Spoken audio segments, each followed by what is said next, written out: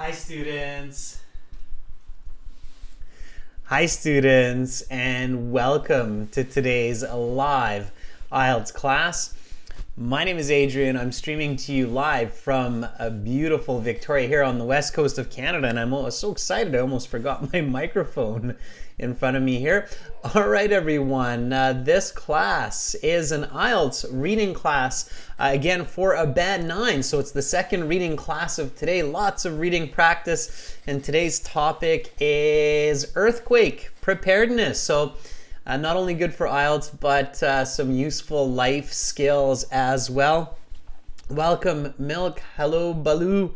Hi, Salam. Welcome, Carolina. Good to see you, Kuwak. Nice to see everybody in the class. This is an all-chat class on March 10th, so make sure to join the chat.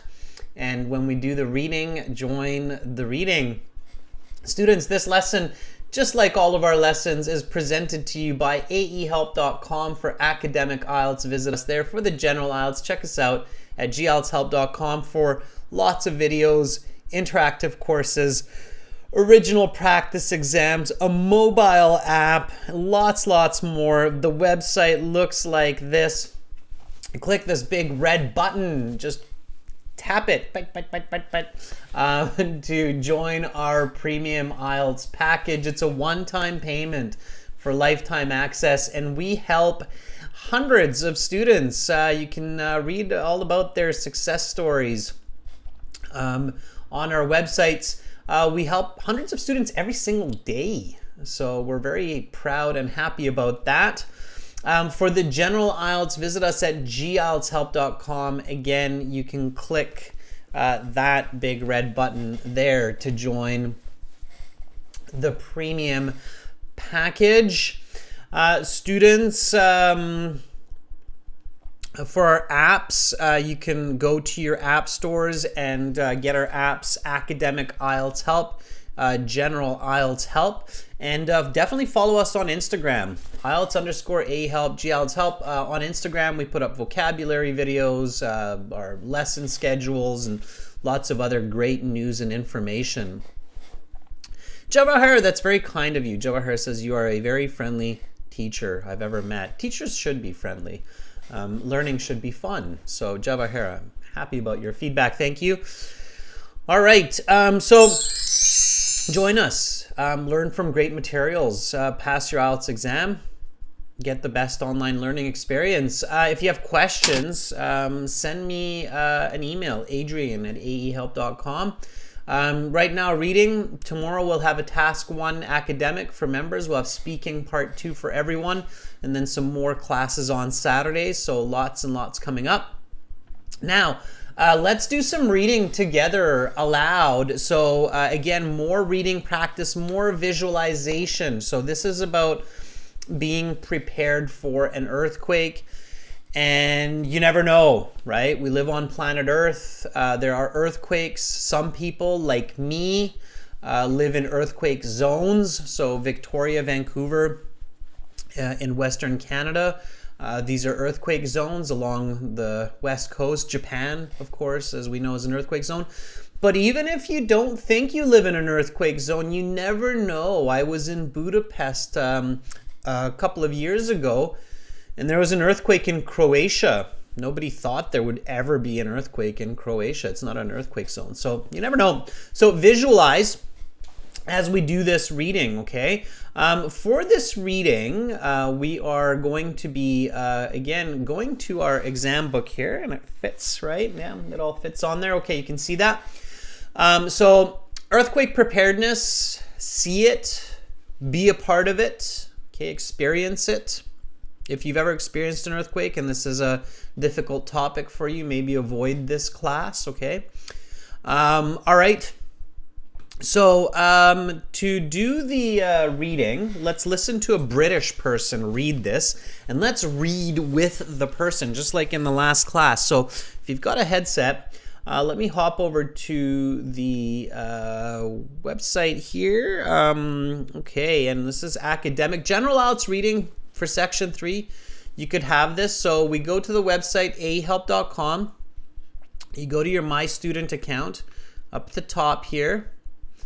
In your My Student account, you got computer-based practice exams, a full online course, and lesson videos, tons of HD lesson videos. And then you got this IELTS audio CDs here, and this is coming from our 5th exam. So it's going to be CD 5, and this is reading passage 2, earthquake preparedness. So everybody get ready to read. We're reading this together, and then we will answer the questions afterwards together and read more together. Okay, so here we go. Read aloud if possible. Okay, here we go. Why do tortoises live so long? Oh, that's not the one. Earthquake preparedness. Of all natural disasters, earthquakes are likely to be the most devastating. Okay, let me start that one more time for us, okay? So right from the beginning, let me just... Earthquake preparedness. Of all natural disasters, earthquakes are likely to be the most devastating. Though earthquakes, most of the time, are only weak tremors which are not even strong enough to knock picture frames off walls, at their strongest, earthquakes can destroy entire cities, killing thousands and displacing millions.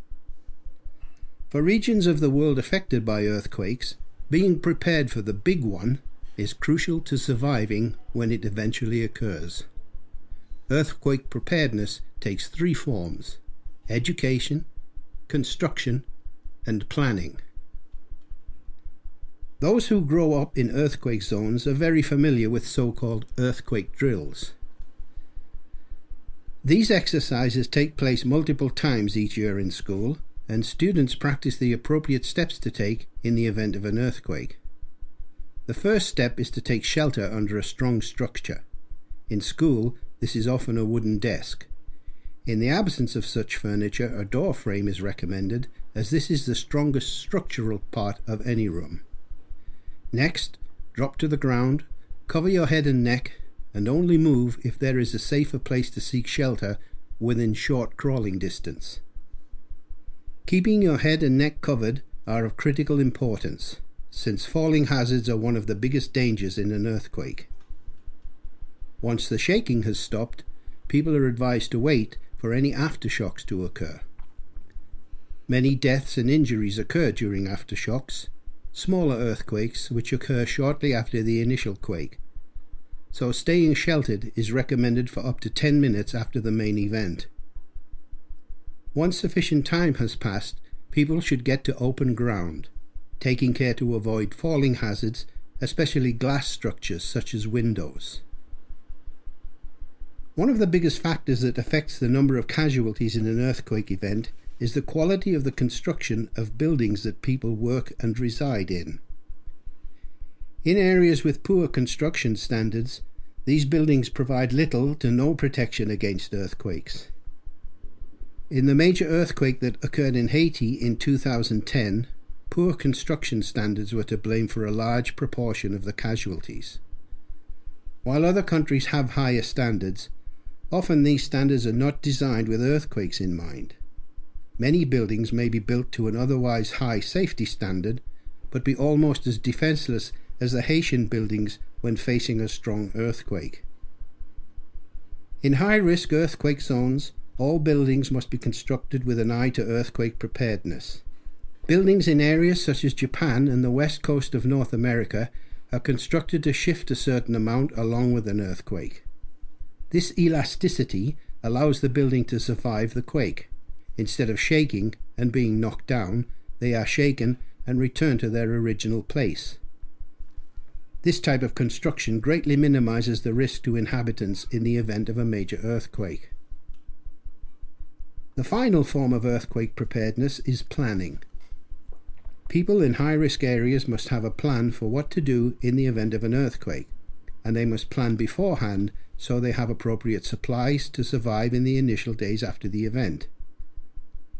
The most important resource after an earthquake is water, and it is recommended people keep enough water for a week, approximately 28 litres per person. Food will not usually be difficult to come by, but water, which relies on municipal delivery systems, which are very likely to be compromised by the quake, is precious. Other critical items such as medical supplies and personal documents should also be stored in a safe place so they can be retrieved after the event. Other measures which are useful to prepare for an earthquake are keeping a flashlight and whistle next to your bed, not hanging falling hazards such as picture frames over your bed, arranging a family contact person outside of your area, arranging a family meeting place, and identifying both hazards and refuge areas within your home, school, and workplace. In the event that you are trapped after an earthquake, do not struggle or kick up dust. Instead, try to make sounds such as blowing on a whistle or tapping on a pipe so that rescuers may locate you. If you have a mobile phone, use it to call or text for help. Earthquakes can be deadly. All the preparedness in the world will not help if a sufficiently large earthquake hits the wrong spot. What can be done, however, is to improve the chances of survival through education, appropriate construction, and diligent planning. Countless lives can be saved. All Why right. do tortoises live so long? Let me just hop Tortoises back are some of the longest lived creatures in nature. to our website here, stop the audio, and then we'll do this reading together now. So you had a chance, and by the way, students, for those of you who do have access to the premium IELTS course on our website, I strongly recommend using the reading audio several times to build your fluency, your pronunciation, your intonation for practicing for your IELTS exam, okay? So again, that's at aehelp.com, and we're going to use this website now for our reading, okay? So what you want to do, everyone, is go to aehelp.com, register a free account by clicking this green button, or if you're like, yeah, this is definitely going to help my IELTS exam, I should just buy this course, it doesn't cost a lot, then click this big red button, and then boom, fill out the information and you're good to go. And then log in to your My Student account up at the top there, okay? So you click on your My Student account, and then in your My Student account, you've got this fun little button that's just above my head there. It's called Student Partner Speaking. You click on that, tick, tick, tick.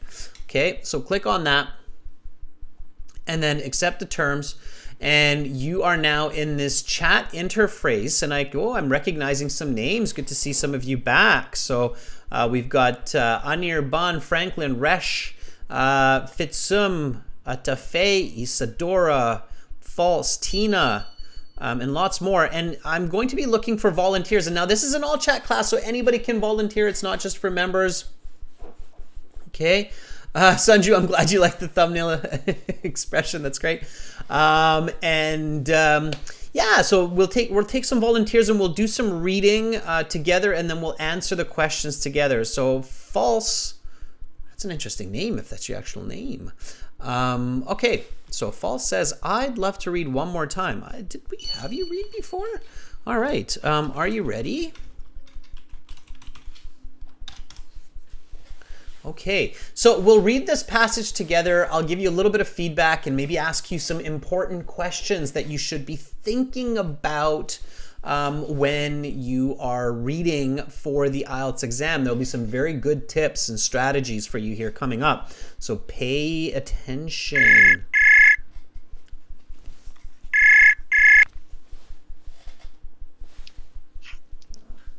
Hello, sir, once again. Hi, awesome. Your name is False? No, it's Saeed. Actually, I don't know why my name just disappeared for some reason. Oh, so it's giving me false. That's pretty bizarre. All right, well, Saeed, good to have you back again for a little bit more reading, and that's how you want to improve is read, lots of reading. So let's go to the introductory paragraph here, and you can start us off by reading the title. Always read the title when you read for the IELTS. Definitely read. Don't just, like some students, they'll just skip the title. They don't think it's important. It's very important. So always read the title. Okay. So whenever you're ready, start from the very top, from earthquake preparedness. All right. Earthquake preparedness. Of all natural disasters, earthquakes are likely to be the most devastating. The earthquakes most of the time are only weak tremors, which are not even strong enough to knock picture frames off walls. At their strongest, earthquakes can destroy entire cities, killing thousands and displacing millions. For regions of the world affected by earthquakes, being prepared for the big one is crucial to surviving when it eventually occurs. Earthquake preparedness takes three forms: education, construction, and planning. Wonderful. Okay, very nice. Nice reading, nice fluency. In the actual IELTS exam, you have 20 minutes for each passage and all of the questions. There's 13 to 14 questions. So at your speed, when you're reading right now, Saeed, this speed, I think you will finish the passage in 5 minutes, roughly. So that means you have 15 minutes for the questions, which is a lot, right? It's more than a minute per question. So in your case, you can actually read a bit slower, like 20% slower, and even slower. Yeah, and really pay attention to comprehension, like understanding what you're reading. And then you might not need to spend as much time on the questions. You'll have to search less for certain answers. So you can read slower than that. Yeah, absolutely. Okay. All right. Not much slower, but make sure that you're maximizing your comprehension. Okay. I have an important question for you here, Saeed. All right. What is the thesis statement of this introduction? So like a good essay, this passage has a thesis. And this introduction has a thesis, I should say. What is the thesis statement of this introduction? Earthquake preparedness, maybe. That's the title. So what's the thesis? Well, thesis is, I guess, being prepared for the big earthquake, isn't it? No, it's actually one of the sentences in the introduction. So let me ask you in a different way. Where do the authors usually put the thesis statement in the introductory paragraph? At the end? That's right. Yes, absolutely. So let me ask you one more time. What's the thesis in this introductory paragraph? Then it's earthquake preparedness take three forms: education, construction, and planning. Fantastic. Like three forms of the earthquake preparedness. Absolutely. That's the thesis statement. Now, as a good IELTS test taker, it's really very valuable to recognize the thesis statement in the introduction. Why? Why is it a good idea to recognize, like, okay, that's the thesis? Well, I believe that usually in thesis, the main content of the text is put, maybe. Absolutely, 100% right. So basically the author's telling you, this is what I will be writing about in this essay, right? So this is a nice direct thesis. So the author doesn't say, I will be telling you about how to prepare for an earthquake. The author directly tells you, this is the content of this essay. Now, you actually get even a bit more information from the thesis that's very valuable. You learn the structure of the information. So you can make the assumption or the inference by this thesis that the body paragraph that's coming next will be what? What do you think the next body paragraph is going to be about after this introduction? I guess it will describe that three forms of preparedness. So the next body paragraph logically will be about forms of preparedness to an earthquake. Which one would be the first? Which one? Education. That's right. So you can expect as the reader that, okay, the next body paragraph will be about education. What will the body paragraph after that be about? Construction. And what do you think will come after that? Planning. Exactly. So this sentence gives you a lot of valuable information to understand the passage and to look for answers if you need to. So you know that if you have a question in the true, false, not given or multiple choice that's about construction, then you're probably looking somewhere in the middle of this essay. Does that make sense? Yeah, it does. Okay. So thesis statements are extremely valuable. They're very, very valuable to recognize. Thank you so much, Saeed, for helping me explain that to everybody, okay? No problem, sir. Appreciate it. All right. it. Keep it up. Good job. Thank you. All right. Have a good one. Okay, so that was Saeed, everyone. Give Saeed a thumbs up for kicking off this reading passage with a good start. And again, remember this very important tip, everyone. Thesis statements are valuable in your writing. They're really important. And in your reading, they're important to recognize. Okay, so if you catch a clear thesis statement like this in your reading passage, you can be like, Adrian told me about this thesis statement bit here. Okay, let's take another volunteer for the next. So now we're going to just read through the rest of this, paying attention to these elements: education, right, construction, and planning. Okay. All right. So we've got. Let's see, who do we have here? Let's try Isadora. Isadora says, "I'm ready to read, Master." All right. Are you ready though? Are you ready, Isadora? Are you ready? Okay. Hopefully Isadora is still with us. Then Isadora can take on the next paragraph. And with an exclamation mark. I love it. Okay.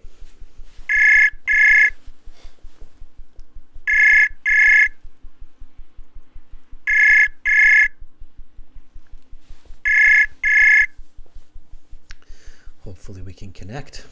Hi, Hi, Isadora. How are you? I'm nervous. And honest. Very good.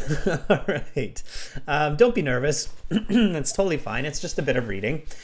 So Isadora, just read comfortably. Be yourself. Okay. Don't overthink it. We'll jump back to the book here, and then whenever you're ready, you can start reading from Those Who Grow Up. Okay, so whenever you're ready. Those who grow up in earthquake zones are very familiar with so-called earthquake drills.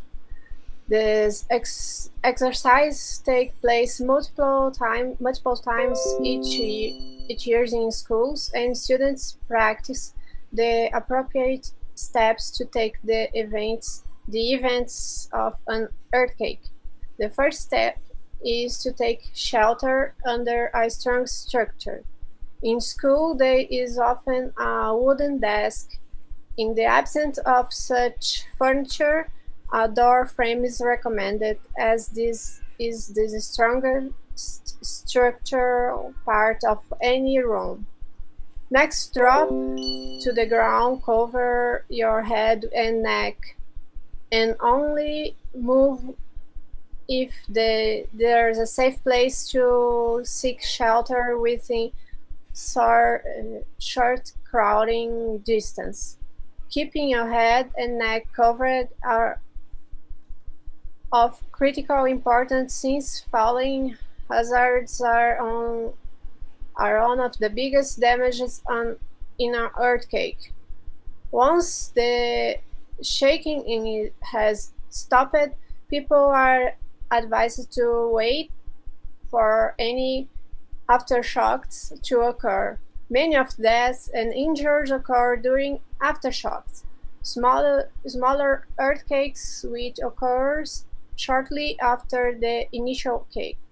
So staying sheltered is recommended for up to 10 minutes after the main event.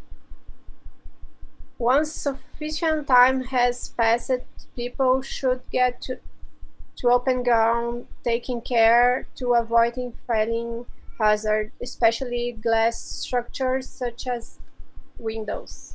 Okay, nicely done. All right, good. That was good. You don't need to be nervous. You're doing fine. So you want to definitely work a bit on your reading fluency, which is okay. I highly recommend doing like 20 minutes of reading aloud. A lot of students or a lot of candidates can read faster when they're reading quietly, right? And I bet you read faster when you read quietly as well. However, reading accurately and clearly aloud can really help to improve your comprehension of text. So do you practice reading aloud at least a few times each week in English? never before. Okay, it's a good time to start. It's a good time to start. All right, and record yourself. Go back, read again. The reading that we did at the start of the class with audio reading, that's a really good way to practice. Like, get audio reading materials where you have both the reading and you have the audio. You can do it for your favorite books, and then practice it 20 minutes each day. And I promise that your reading will improve and your English will improve very fast. Okay. Nice, thank you. Okay, now don't go anywhere. So we also want to practice active reading. Let me ask you a couple of questions, okay? Always test your comprehension. So if an earthquake is happening, what is the first step? What should I do first? If there's an earthquake happening to me, what's the first step I should take according to this passage? Or according to this paragraph, I should say. Seek shelter. Seek shelter where? Where should I seek shelter? Under a strong structure. Under a strong structure, absolutely, you're right. See, very good. So you're comprehending what you're reading. That's fantastic. What kind of strong structure? Could be a furniture or a door frame. Very nice. Okay. And the big shaking stopped. I survived. What should I do now? Waiting 10 minutes because could be another earthquake. Yeah, that's right. They're called aftershocks. Very good. Okay, so I've waited. Okay. And no more aftershocks. What do I do now? Then you go out. I go outside. Protecting the from the glasses, from the like windows. Exactly, from falling glass. Yeah, from falling objects. Very nice. That's great active reading. You're going to see that that will be very, very helpful when you get to the questions and you need to answer those questions. You remember all of that and you'll be doing a great job with your answers. That's exactly what I was hoping for. So your reading comprehension is really, really good. Okay, that was very nice. All right. Okay, Isadora, so thank you so much for reading the first body paragraph. I hope you have a great rest of your day and stay with us for the questions, okay? Okay, thank you. Okay, keep it up. Bye. All right, that was Isadora. Give Isadora a thumbs up. That was pretty good. That was pretty good for sure. Good comprehension by Isadora. Very impressed. I did not have to assist her at any point here. Okay, let's take Atefe. Atefe says, I would like to volunteer. Okay, Atefe, are you ready? And yeah, you don't compare yourself to other readers. Be yourself. The key is to practice. So Atefe, let's go to the next paragraph here. Hopefully you're still there and we can get a hold of you. I really want everybody to practice here. Okay. Atefe is ready.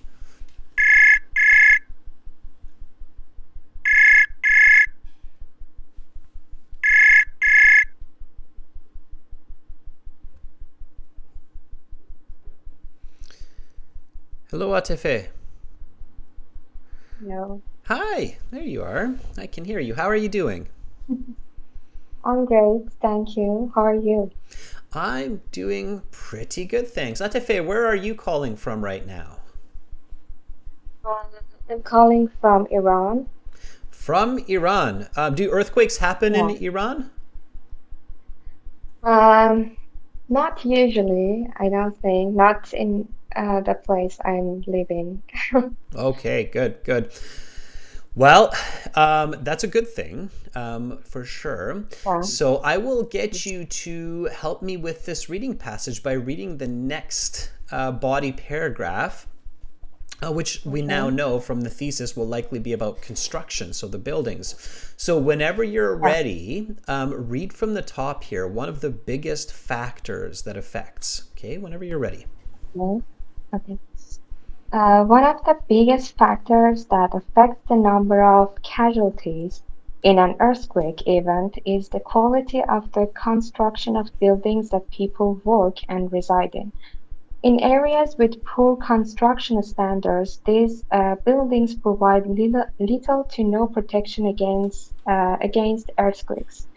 In the major earthquake that occurred in Haiti in 2010, poor construction standards were to blame for a large proportion of the casualties.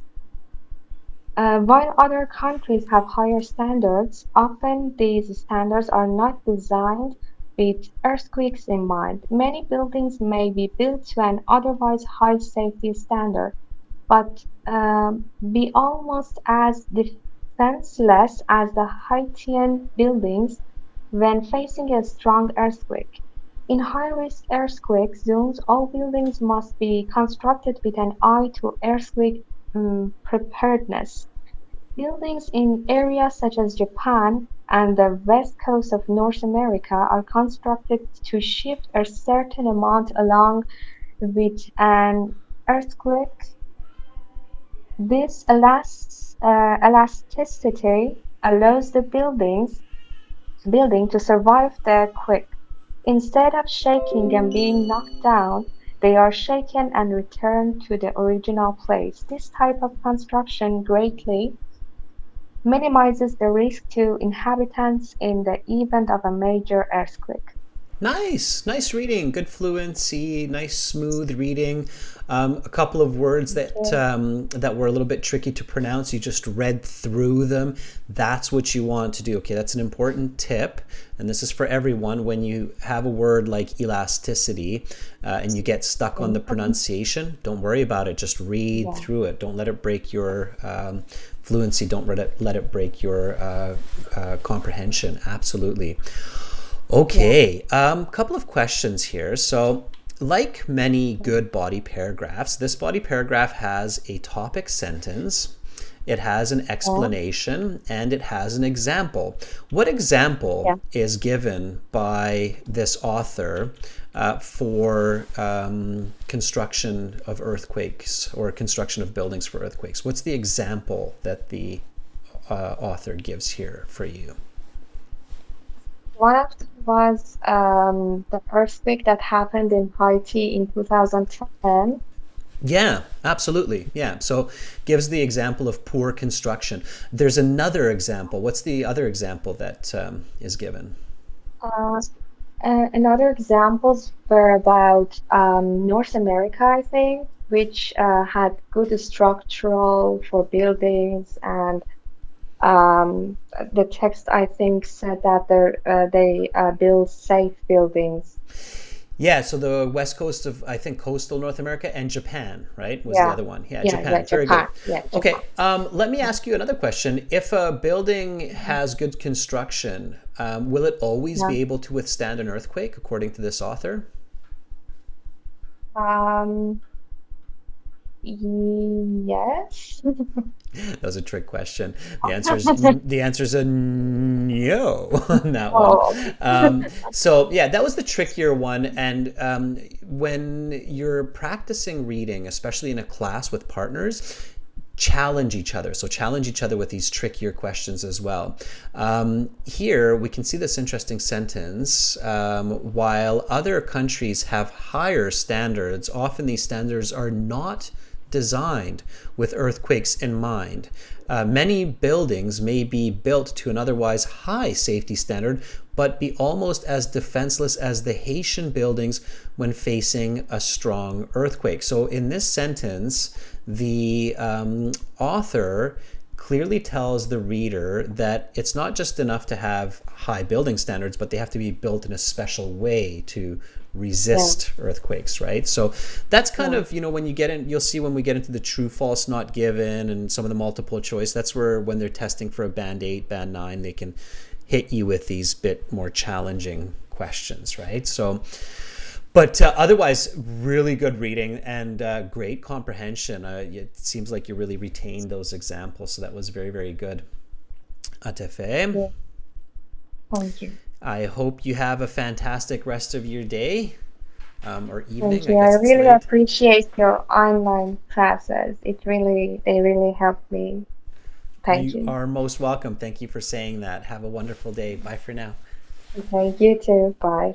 Okay. And students, in the chat, you can give each other a thumbs up or like a perfect sign or like a double thumbs up or like a clap, which often people put the hand washing instead of the clap. But yeah, encourage each other. Okay. All right. Let's take another volunteer. So we have Sinan here. Let's see how Sinan's doing. So Sinan says, I'd like to volunteer. Okay, Sinan, are you ready? Okay, there's some thumbs up. There's some claps. Very nice. Okay. All right. Those are all for you, Atefe. Those claps. All right. Sinan is ready.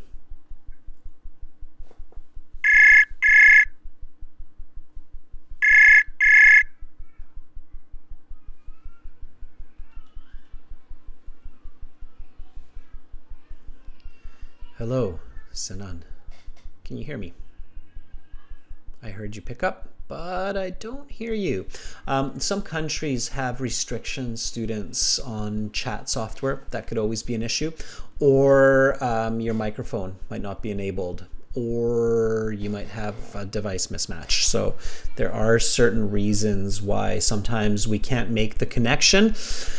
The way to get around that is to test it with other students. So test with other students. If you can connect with other students, but you can't connect with me, there's a chance that there's some kind of a firewall blocking the connection between your location and my location. Okay, so Sinan, unfortunately I can't hear you, but don't give up. Test the system. Try with another person. No, you're not audible to me, Sinan. You're not. So you're going to have to try with someone else, okay? First. All right. Let's take someone else. I said Franklin, if you are here, you can give it another go here with the second one. So yes, Franklin, I did make you that promise. So are you ready? We'll take Franklin for a second attempt here, or a second go at the passage. I did say, Franklin, if you come back, you can do another practice, because I think Franklin got a very short paragraph the last class. Yes, Franklin got the conclusion last time. So let's give Franklin more of a challenge this time.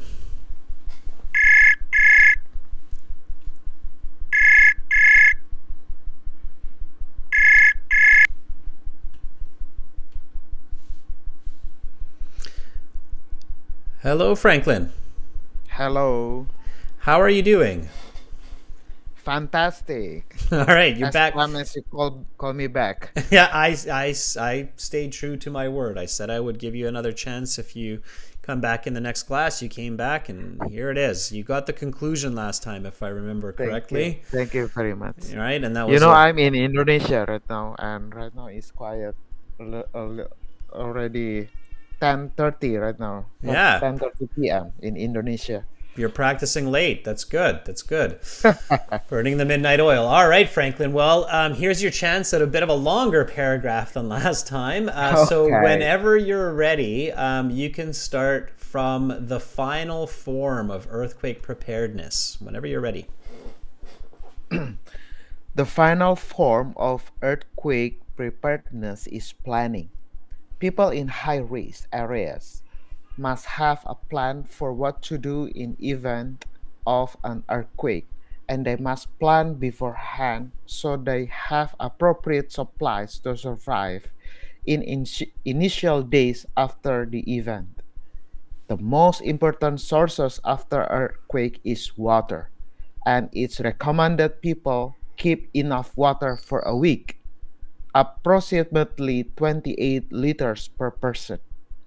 Food will not usually be difficult to come by, but water, which relies on the multiple delivery systems which are very likely to be compromised by earthquake, is precious.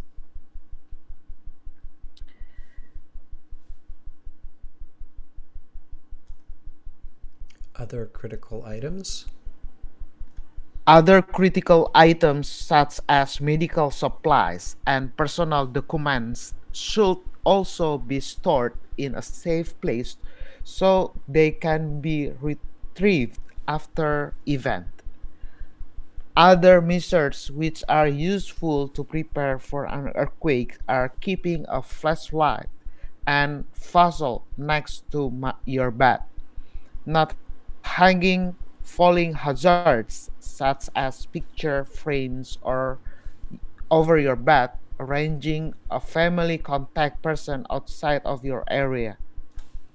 arranging a family meeting place, and identifying both hazards and refuge areas within your home, school, and workplace. Nice. All right, Franklin. Good. Okay, so keep, just like what I said previously to one of the other volunteers, make sure that you practice aloud reading at least a few times a week. That will really help to improve your English, your fluency.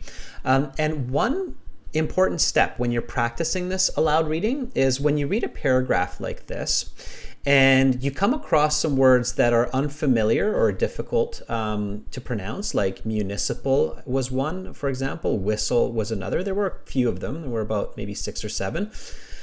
Then underline those words or circle those words and then come back to them. Learn the definition. Do you know what municipal means, Franklin? The word municipal? I don't know. Municipal. It's like the city. So municipality is the area within the city. So it's a political region of the city. Okay. So basically you can think about it like the city. Okay. So which relies on the city's delivery system. Okay. So you come back, you find the definition, definitely learn new words, right? You find the definition, you realize, okay, it's kind of like the city or the city government. And then you say the correct pronunciation twice aloud. And nowadays with technology, with Google, you can check the pronunciation and Google will very smartly in its robotic voice say municipal, okay? And then once you hear Google say it, then just repeat it twice, nice and loud, like municipal. Can you repeat me twice? Yeah. Municipal. Okay, good. And keep doing it until you get it. Municipal. Very Municipal. Nice. Now, once you get it, read the sentence again, okay? Or at least that phrase, which relies on municipal delivery systems. Read that again. Which relies on municipal delivery systems. Beautiful. Okay, so you keep doing that. You go through each word that was new, that was a little bit tricky to pronounce. You reread it. You read the phrase, and then you can read the whole paragraph again, nice and smooth. Okay, we're not going to do that right now, but that's the idea. So that's how you master that smoothness, that accuracy of your reading, and it's a bit tiring at first to do this practice, but once you get the flow, it becomes faster and faster and you become better and better. So it's really worth the investment. Okay? Okay. All right. Okay, cool. And Indonesia, if I'm not mistaken, is definitely an earthquake zone, right? Correct. Yeah, it's a big earthquake zone. So let me ask you, do you have some of these kind of planning or preparedness in place? Like, do you have a flashlight near your bed or a whistle, or do you have a stock of water saved up for in case such a disaster might happen? Apparently not. I don't have any those kind of preparations.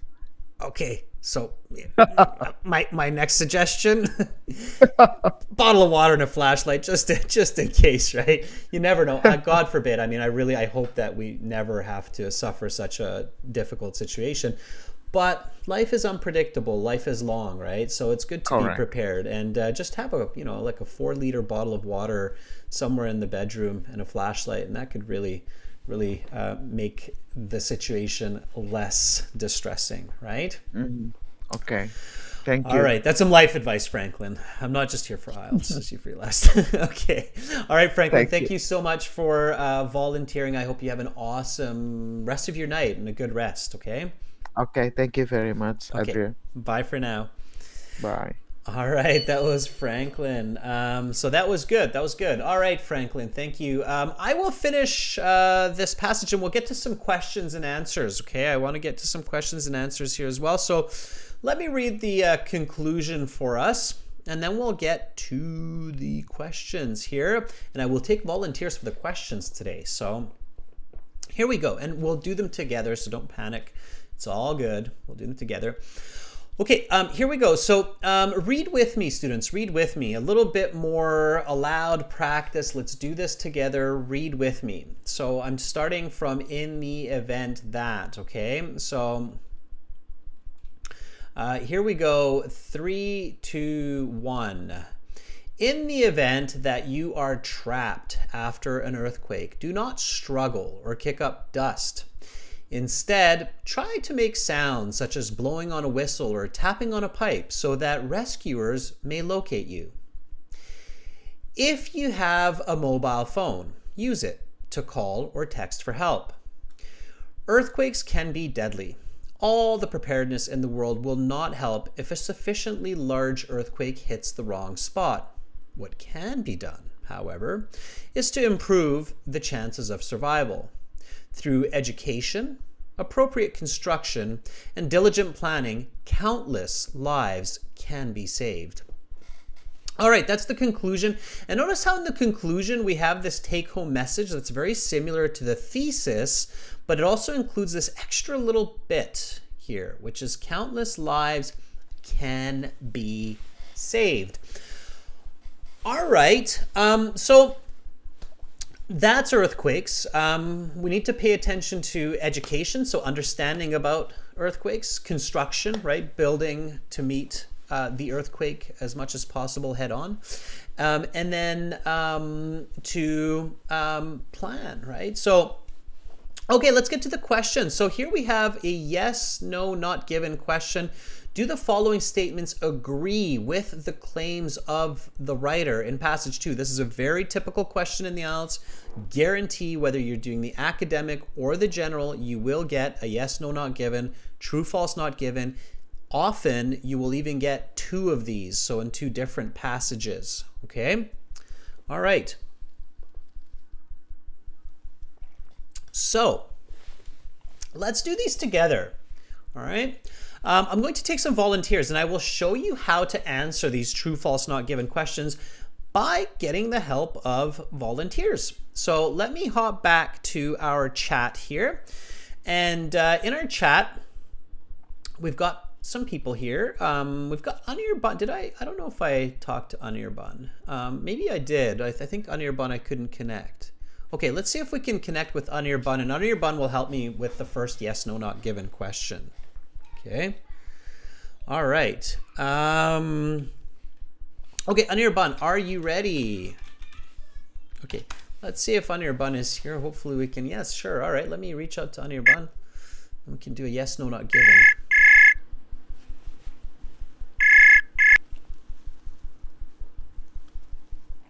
Hello, Anirban. Am I audible? Yes, you are audible. I can hear you, Anirban. How are you? I'm good. How are you?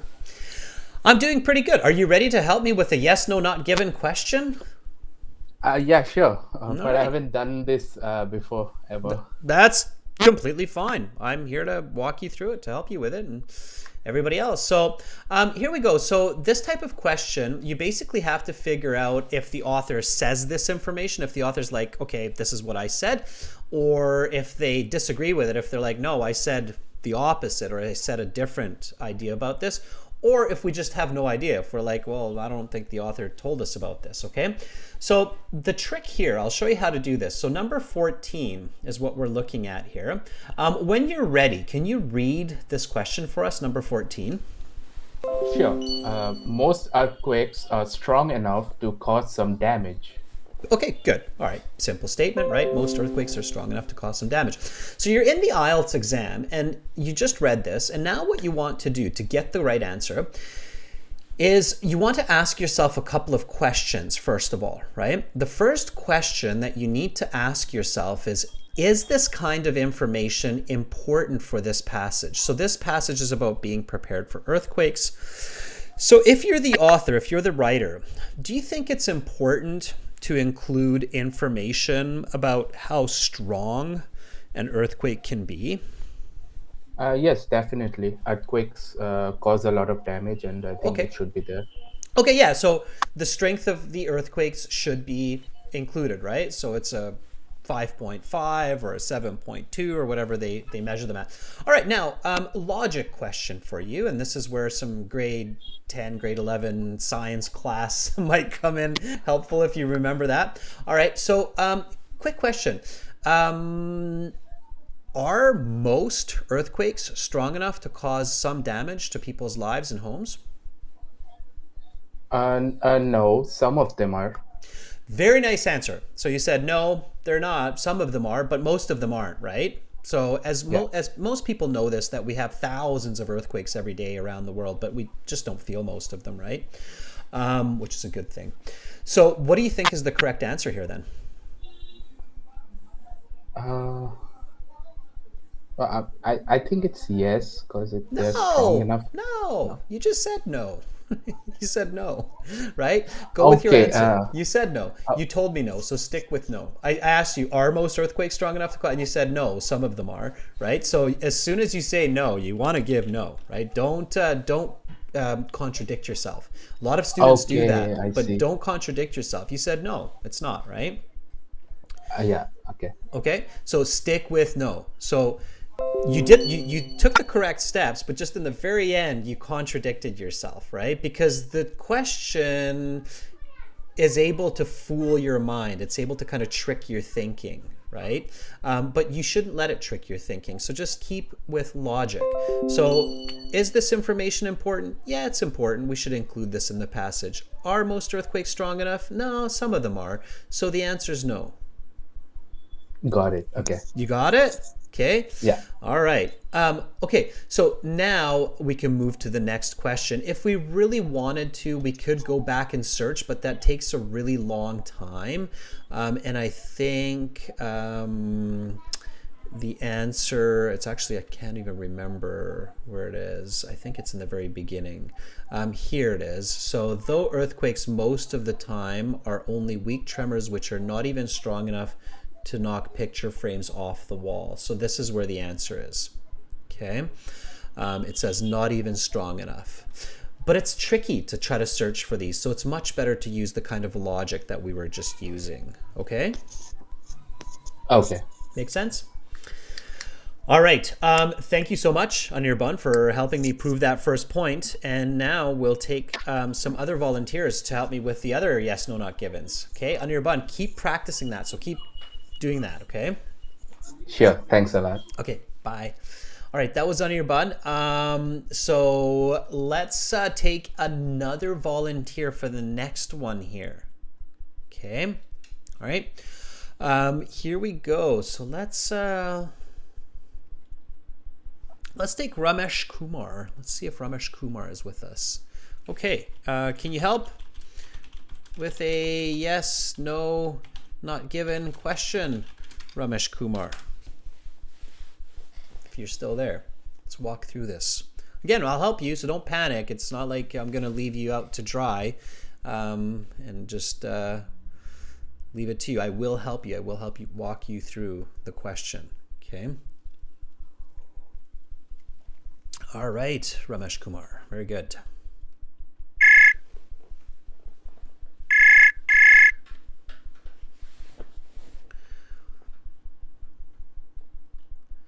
Hello, Ramesh. I do not hear you. Could be your device, could be our connection, could be our geolocation.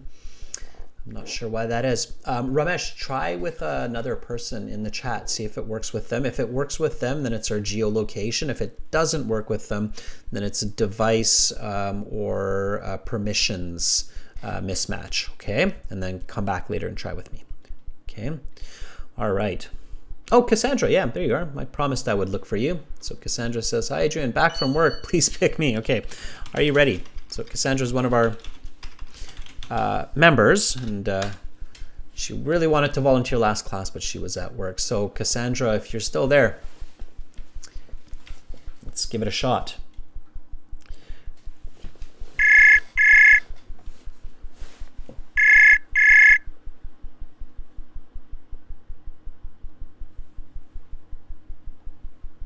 Hi, Cassandra. Hello. How are you? I just got back home from work.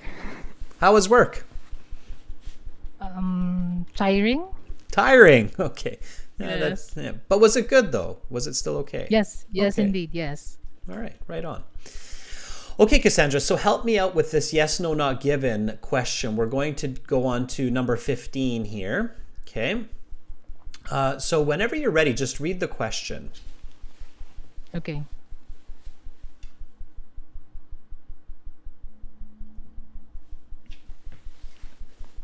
Okay. The strongest part of a room is farthest away from windows that can shatter. Okay, good. So let's go through these logical steps again. Okay. So what's the first question that we ask? Is it important or not? Okay, and in your opinion, is it important to know what the strongest part of the room is? Yes. Okay, good. So then it must be given, right? Yes. Okay, what's the next question that we ask? Is it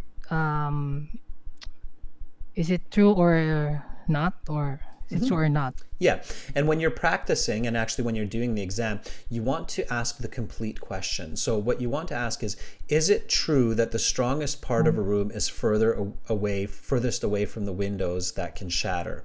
Okay, so you want to ask that full question because it becomes easier to give the correct answer. So just ask the full question. Okay. Is it important that is it true that the strongest part of the room is farthest away from the windows? What's your answer? I think it's yes. Okay, let me ask you a different way. And this Okay. is another logic that you can apply here. What is the strongest part of the room? Oh, okay. The door, the frame of the door, Okay, where is the frame of the door? is We don't know. That was a trick question. We don't yeah, know, right? yeah, It could be yes, anywhere, yes, right? It can be the yes, door yes, frame can be anywhere, yes, right? yes. So okay, so now go back to the previous question. So the strongest part of the room is furthest away from the windows that can shatter. Is it true? Strongest part. Keep it simple. This is what happens to a lot of candidates. You have the answer, it's in your head. You just have to apply simple logic and not overthink it. So the strongest part of the room, according to the author, I think yeah, it's not. it's not. I think it's not. I think it's not. Yeah, it's not. The strongest part. So let me show you what I mean by simplification here, okay? So the strongest part of a room is furthest away from windows that can shatter. Is it important to know what the strongest part of the room is? Yes, because that protects us from an earthquake. Is it true, according to the author, that the strongest part of the room is furthest away from the windows? No, because according to the author, it's a door frame. So Yeah. the answer, therefore, is No. no. Exactly. So notice how I just used the information but kept the logic quite simple in the sense of whether or not the author agrees, disagrees, or doesn't give the answer, right? So I just Yes. give no. One of the reasons a lot of people make mistakes is because they overthink the answer. And Anirban did the same thing for number 14. He had the right answer. He said no, but then he overthought it and he said, yeah, earthquakes do a lot of damage. But you want to keep it simple, okay? Let's try it with number 16. So now that you have the idea, I'm going to coach you a little bit less, and I want you to apply the same series of questions that I did with number 15. So go ahead when you're ready with number 16, read it, apply the questions of importance and truth, and then provide your answer. Let's see how it works, okay? Go for it. Okay. Your head and neck are the weakest parts of your body and must be protected. I think for me this one is important. Ask the full question.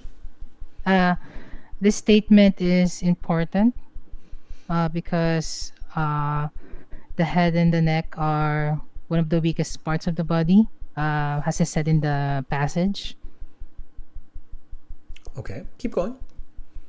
And then after that, my answer is yes because when it's said in the passage that you should protect your head and neck while ducking have taken shelter while the earthquake is ongoing. Okay. Let's go to number 17. So I'll give you the answers, but let's just do these last ones. So let's do number 17 as well. Go ahead. Read number 17. Apply the same logic. Aftershocks are incredibly dangerous. Mm, wait, I think I haven't read this one. On the passage. I think it's. Oh wait. Mm, I think it's. Oh wait. I think it's important because. Oh wait. Mm,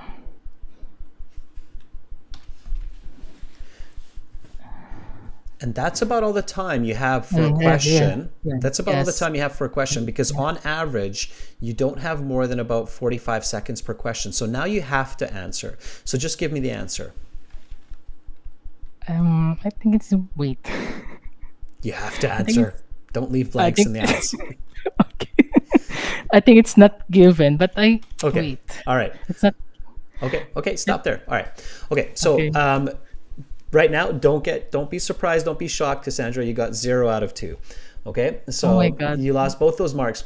The reason why is Okay. because you didn't stick to strategy. Okay, so Okay. you deviated from strategy, and unfortunately, that's what happens. So when we stop using strategy and we start just relying on intuition or instinct, and then this is a lot of times when I see like candidates will start to search the text all crazy. They'll start flipping through the pages and then they get even more confused a lot of times, and then they start wasting a lot of time, and then they can't finish the other questions, and so that's what happens. So the solution here is stick to strategy. It's like a professional athlete. They stick to strategy from start to finish. As soon as they lose their strategy, like in boxing or cycling competition or football, as soon as they lose strategy, they start to lose. Okay, same thing happens during an exam. So let me go back here and show you how I would have done these last two, okay? So Okay. your head and neck are the weakest parts of your body and must be protected. Is it important to know that my head and my neck are the weakest parts of my body for this passage?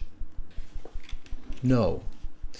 Because the head, first of all, it's not even logical. The head is not a weak part of the body. The head is very strong. It's a skull. Okay. It's made of Yeah. stone, right?